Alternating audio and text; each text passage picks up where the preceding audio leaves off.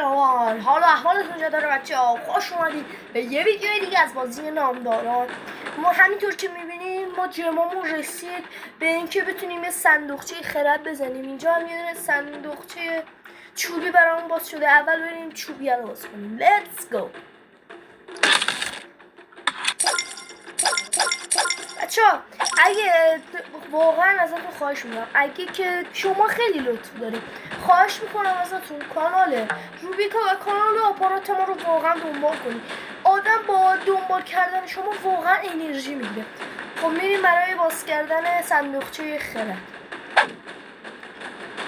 خب یه صندوقچه خرد. بابا غرور آفرید. رستم، به رستم رفت اوورال بعدی. چه چیز باورکتیه صندوقچه خرد. زکریامون رفت لب مرز. میگم خنجر دشنه رستم. پرتاب میل پوریاولی با بازسازی مولکولی ماریکوری. این برم رد تسلا. خیلی برکت داشت بچه‌ها، یه خرد پر برکت بود واقعا، خیلی برکت داشت.